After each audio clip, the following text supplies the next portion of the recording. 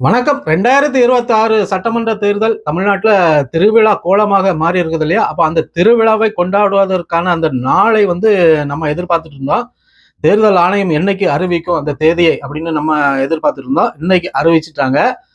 அடுத்த மாசம் 23ஆம் தேதி வாக்குப்பதிவு. அதாவது ஏப்ரல் மாசம் 23ஆம் தேதி தமிழக சட்டமன்ற தேர்தல் 2026 தேர்தல் வாக்குப்பதிவு தொடங்கும். அன்னைக்குதான் தேர்தல் அப்படின்னு சொல்லியிருக்கிறாங்க. வாக்கு எண்ணிக்கை மே மாசம் 4ஆம் தேதி. அதாவது தேர்தல் ஏப்ரல் 23ஆம் தேதி, வாக்கு எண்ணிக்கை மே மாசம் 4ஆம் தேதி. அப்போ தேர்தல் ஆணையம் தேதியை கொடுத்துட்டாங்க. 5 மாநிலத்துல தேர்தல் நடைபெறும் அப்படின்னு சொல்லியிருக்கிறாங்க தேர்தல் ஆணையம். அந்த 5 மாநிலங்கள்ல தேதிகள் கொஞ்சம் மாறி வரும்னு நினைக்கிறேன். அந்த 5 மாநிலம் எதுலாம் அப்படின்னா அஸ்ஸாம், கேரளா, புதுச்சேரி, தமிழ்நாடு, வெஸ்ட் பெங்கால். இந்த 5 மாநிலத்திலும் தேர்தல் நடைபெறும். இந்த நம்ம தமிழ்நாட்டுல 23ஆம் தேதி தேர்தல் அடுத்த மாசம். சரியா? அப்போ கேரளாவிலையும் புதுச்சேரியிலையும் முன்னாடியே வருது. 9ஆம் தேதி வருது. அடுத்த மாசம் 9ஆம் தேதி புதுச்சேரியில தேர்தல். கேரளாவிலையும் அதே மாதிரிதான் 9ஆம் தேதி. அப்போ வாக்கு எண்ணிக்கை எல்லாமே ஒரே நாள் தான். மே மாசம் 4ஆம் தேதி தான் தமிழ்நாட்டிலையும் கேரளாவிலையும் புதுச்சேரியிலையும் வாக்கு எண்ணிக்கை ஒரே மாதிரி தான் இருக்குது. ஒரே நாள் தான் கொடுத்துருக்காங்க. மே மாசம் 4ஆம் தேதி. இப்போ மே மாசம் 4ஆம் தேதி தெரிஞ்சிடும் யாரு தமிழ்நாட்டோட அடுத்த முதலமைச்சர். 2026க்கு யார் முதலமைச்சர், தமிழ்நாட்டு மக்களை ஆளப்போவது யார் அப்படிங்கிறது மே மாசம் 4ஆம் தேதி நமக்கு தெரிஞ்சு போவோம். இப்போ வேட்பு மனு தாக்கல் தொடக்கம் 30ஆம் தேதி, இந்த மாசம் 30ஆம் தேதி தொடங்குதான். அந்த வேட்புமனு தாக்கல் நிறைவு 6ஆம் தேதி முடியுது.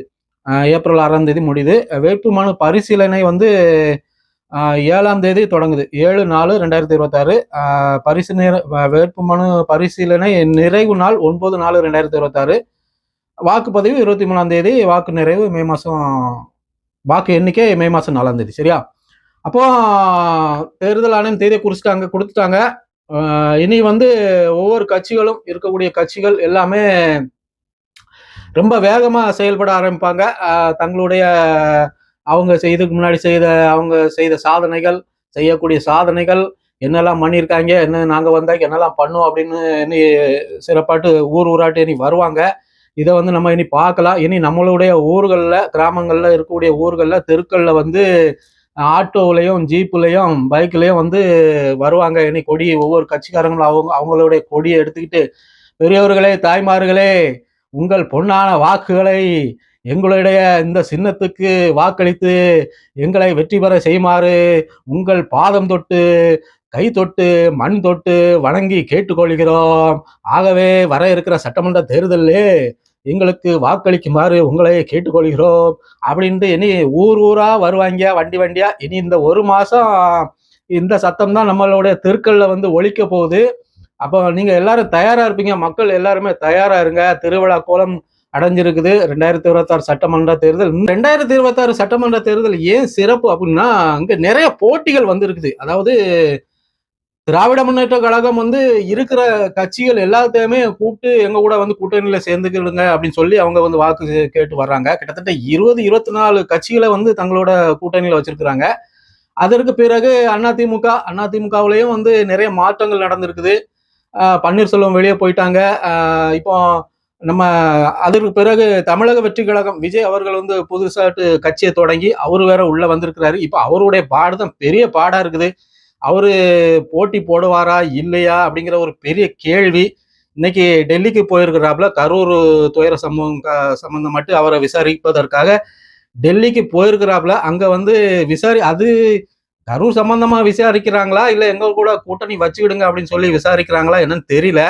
இனி அவரு போயிட்டு அந்த பிரச்சனையெல்லாம் முடிச்சுட்டு வந்த பிறகுதான் தெரியும் அவர் கூட்டணிக்கு போறாரா இல்லையா அப்படிங்கிறத பத்தி. அதனாலதான் நாம் தமிழர் கட்சியில இருந்த அக்கா காளியம்மாள் அதிமுக போய் சேர்ந்திருக்கிறாங்க.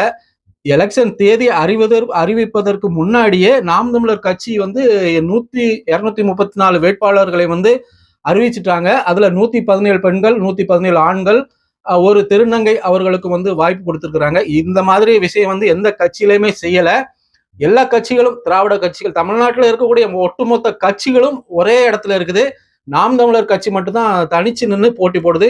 எல்லா தேர்தல்லையும் நாம் தமிழர் கட்சி தனிச்சு தான் நின்று போட்டி போடுது. அது ஒரு சிறப்பாக நம்ம பார்க்கப்படுதுங்க. ஏன்னா இதுவரைக்கும் எந்த கட்சி கூடயுமே கூட்டணி இல்லை.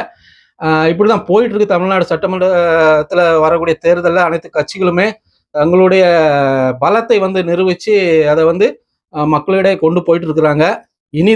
இனிதான் சம்பவமே ஆட்டமே ஆரம்பிக்க இருக்குது. எல்லா இடங்கள்லையும் பிரச்சாரங்கள் நடக்கும். பிரச்சாரத்தில் வந்து ஒவ்வொருத்தரும் போட்டி போட்டு கொண்டு பேச ஆரம்பிப்பாங்க. பார்ப்போம் என்ன நடக்குன்னு, யார் வெற்றி பெறுவா. நம்ம எங்க கேட்கக்கூடிய ஒரே கேள்வி என்னன்னா, மக்களிடத்தில் நீங்க வந்து கண்டிப்பா, அதாவது ஜனநாயக உரிமை, ஓட்டு வாக்கு என்பது வந்து நம்மளுடைய ஜனநாயக உரிமை. நமக்கு வந்து யாரையும் நமக்கு பிடிச்சவங்களுக்கு தான் வாக்கு செலுத்துவோம், அப்படித்தானா? அது வந்து யாரா இருந்தாலும் சரி. ஒருத்தருக்கு திமுகவை பிடிக்கும், இன்னொருத்தர் அண்ணா திமுக பிடிக்கும், இன்னொருத்தருக்கு நாம் தமிழர் கட்சியை பிடிக்கும், இன்னொருத்தருக்கு தமிழக வெற்றி கழகத்தை பிடிக்கும். அவங்களுக்கு வாக்கு செலுத்துவாங்க. சில பேருக்கு யாரையுமே பிடிக்க, ஓட்டு வந்து நோட்டால கொண்டு போட்டு போயிடுவாங்க. அந்த மாதிரி தவறான வேலைகளை செய்யாதீங்க. தயவு செய்து வாக்கு செலுத்துங்க. யாரும் ஓட்டு போடாம இருக்காதீங்க. தயவு செய்து நீங்க யாருக்கு வேணாலும் ஓட்டு போடுங்க. ஆனா ஓட்டை போட்டுருங்க. யாருக்காவது ஓட்டை போட்டுருங்க. ஒவ்வொரு தேர்தலையுமே வாக்கு சதவீதங்கள் வந்து குறைஞ்சிட்டு தான் வருது. ஆரம்பத்துலலாம் 80-85% இருந்தது. இப்போ வர வர 70, 75, 50, 60, 65 வரைக்கும் இப்படி வாக்கு சதவீதம் வந்து குறைஞ்சிட்டே வருது. இது மக்களிடையில இருக்கக்கூடிய அந்த வெறுப்பை தான் காட்டுது. அந்த வெறுப்பை வந்து நீங்க வந்து உங்களுக்கு பிடிச்சவங்க மேல ஓட்டு போடுங்க. நீங்க ஓட்டு போடாம இருந்தாதான் அது வந்து நல்ல செயலே கிடையாது. அதனால தயவு செய்து உங்களுக்கு யாரை பிடிக்குமோ, எந்த கட்சியை பிடிக்குமோ, எந்த தலைவரை பிடிக்குமோ, யார் வந்தா இந்த நாடு நல்லா இருக்கும் அப்படின்னு உங்க மனசுல தோணுதோ, தயவு செய்து சிந்திச்சு, ஒரு தடவைக்கு 10 தடவை சிந்திச்சு வாக்கு செலுத்துங்க. இது வரைக்கும் ஆண்ட கட்சிகள் வந்து என்ன செய்திருக்கிறாங்க, நமக்கு நாம என்ன நிலைமையில இருக்கோம், நம்மளை மட்டும் சிந்திக்காதீங்க. நம்மளோட பின்னால் வரக்கூடிய தலைமுறையினரை சிந்திங்க.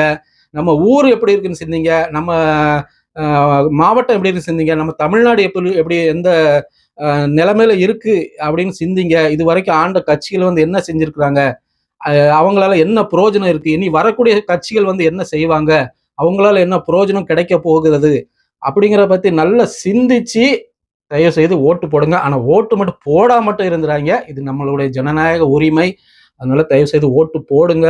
பார்ப்போம். இனி மே மாசம் ரிசல்ட்டுக்கு அப்புறம் வந்து யாரு தமிழ்நாட்டின் முதலமைச்சர் அப்படிங்கிறத பத்தி பார்ப்போம். அதுக்கு முன்னாடி தேர்தல் பிரச்சாரங்கள் நிறைய வேலைகள் நடந்துட்டு இருக்கு. ஒவ்வொரு செய்திகளா வந்து இனி பரபரப்பாக தான் வரும். தொடர்ந்து இணைந்திருங்கள். மீண்டும் ஒரு காணொலியில் சந்திக்கலாம். நன்றி, வணக்கம்.